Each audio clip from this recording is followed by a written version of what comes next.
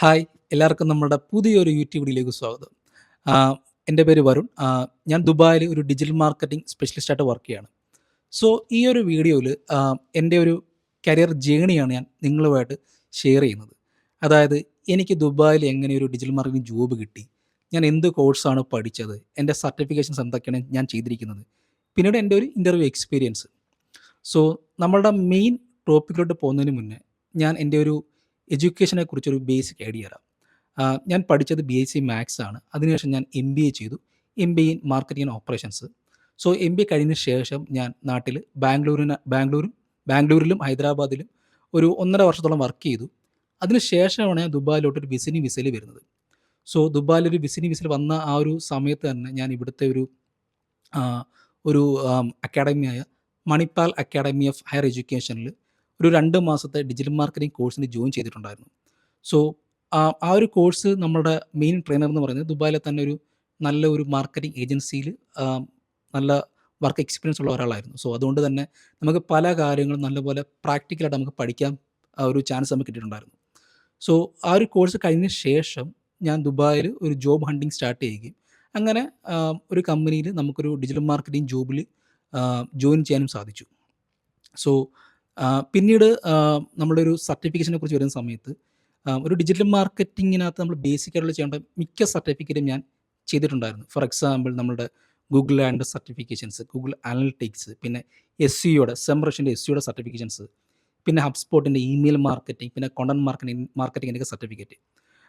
പക്ഷേ ദുബായിൽ ജോബ് കിട്ടിയത് ജസ്റ്റ് ഒരു സർട്ടിഫിക്കറ്റ് ഉള്ളതുകൊണ്ട് മാത്രമല്ല കേട്ടോ. നമ്മളിപ്പം ഒരു ഇൻ്റർവ്യൂവിനൊക്കെ പോകുന്ന സമയത്ത് അവർ മെയിൻലി ചോദിക്കുന്നത് നിങ്ങളിൽ എന്താണ്, നിങ്ങൾക്ക് സർട്ടിഫിക്കറ്റ് ഉണ്ടോ, അതല്ലാന്നുണ്ടെങ്കിൽ നിങ്ങൾക്ക് ഡിഗ്രി ഉണ്ടോ എന്നൊന്നുമല്ല.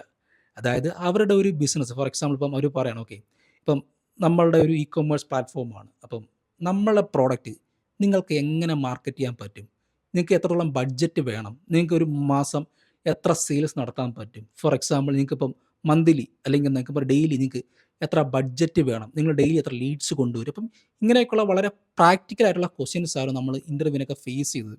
സോ, ഇപ്പം നിങ്ങളൊരു ഡിജിറ്റൽ മാർക്കറ്റിങ്ങിനകത്തൊരു കരിയർ സ്റ്റാർട്ട് ചെയ്യുന്ന ഒരു വ്യക്തിയാണെങ്കിൽ തന്നെ ജസ്റ്റ് ഒരു സർട്ടിഫിക്കറ്റ് നമുക്കൊരു സർട്ടിഫിക്കറ്റ് ഉണ്ടെങ്കിൽ നമുക്കൊരു ജോബ് കിട്ടണമെന്നുള്ള ഒരു ഗ്യാരണ്ടിയും ഇല്ല. നമ്മൾ എങ്ങനെ ഇൻ്റർവ്യൂവിന് നമ്മളെങ്ങനെ അത് ആൻസർ ചെയ്യുന്നു പല ക്വസ്റ്റ്യൻസിനും.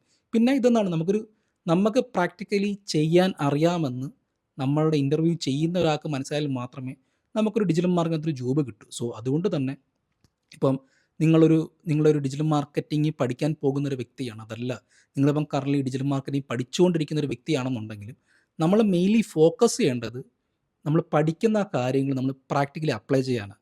അതല്ലാതെ ജസ്റ്റ് ഒരു തിയറി മാത്രം പഠിച്ച്, അതല്ലാതെ ജസ്റ്റ് ഒരു സർട്ടിഫിക്കറ്റ് മാത്രം നേടിയെടുത്തു കഴിഞ്ഞാൽ നമുക്ക് ഡിജിറ്റൽ മാർക്കറ്റിങ്ങിൽ നമുക്ക് നല്ലൊരു കരിയർ ബിൽഡ് ചെയ്യാൻ പറ്റത്തില്ല.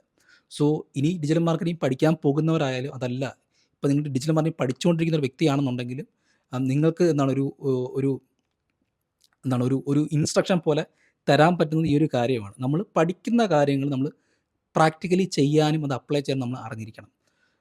പിന്നീട് എൻ്റെ ഒരു ഇൻ്റർവ്യൂ എക്സ്പീരിയൻസിനെ കുറിച്ച് പറയുകയാണെന്നുണ്ടെങ്കിൽ നേരത്തെ പറഞ്ഞ പോലെ തന്നെ അവർ കൂടുതലായിട്ട് ചോദിക്കുന്നത് നമുക്ക് പല കാര്യങ്ങൾ. ഫോർ എക്സാമ്പിൾ നിങ്ങൾക്ക് ഗൂഗിളായിട്ട് ചെയ്യാൻ അറിയാമോ, നമ്മുടെ ഒരു വെബ്സൈറ്റ് ഉണ്ടെന്നുണ്ടെങ്കിൽ ആ വെബ്സൈറ്റ് എങ്ങനെ ഒപ്റ്റിമൈസ് ചെയ്യാൻ പറ്റും, നമുക്ക് SEO ചെയ്യാൻ അറിയാമോ. അതായത് പ്രാക്ടിക്കലി അവർ ഓരോ സിറ്റുവേഷൻ നമുക്ക് തരികയാണ്.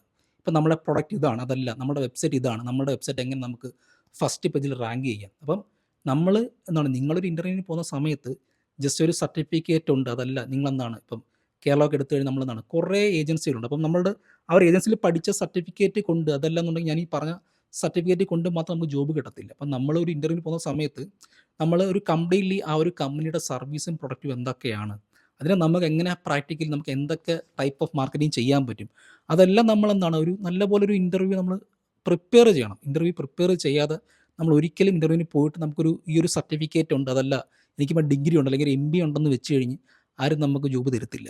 സോ, എൻ്റെ ഒരു കരിയർ ജേണി ഇതാണ് ബേസിക്കലി നമ്മൾ പറയുന്ന സമയത്ത്. സോ, ഇനിയുള്ള വീഡിയോസിൽ നമ്മൾ ദുബായിൽ എങ്ങനെ ഒരു ഡിജിറ്റൽ മാർക്കറ്റിംഗ് ജോബ് കിട്ടാം, പിന്നീട് ഇൻ്റർവ്യൂ ക്വസ്റ്റ്യൻസ് എന്തൊക്കെയായിരിക്കും, നമ്മളൊരു ഇൻ്റർവ്യൂവിന് വേണ്ടി നമ്മൾ എന്തൊക്കെ പ്രിപ്പയർ ചെയ്യണം എന്നൊക്കെയുള്ള ഈ ടോപ്പിക്സിലേക്കുള്ള കുറച്ച് വീഡിയോസ് ഞാൻ ചെയ്യാൻ പ്ലാൻ ചെയ്യുന്നുണ്ട്. സോ, നിങ്ങൾക്ക് ഈ വീഡിയോ ഇഷ്ടമായിട്ടുണ്ടെന്നുണ്ടെങ്കിൽ ഇത് ലൈക്ക് ചെയ്യുക, പിന്നെ നമ്മുടെ ഈ ഒരു ചാനൽ ഒന്ന് സബ്സ്ക്രൈബ് ചെയ്യുക.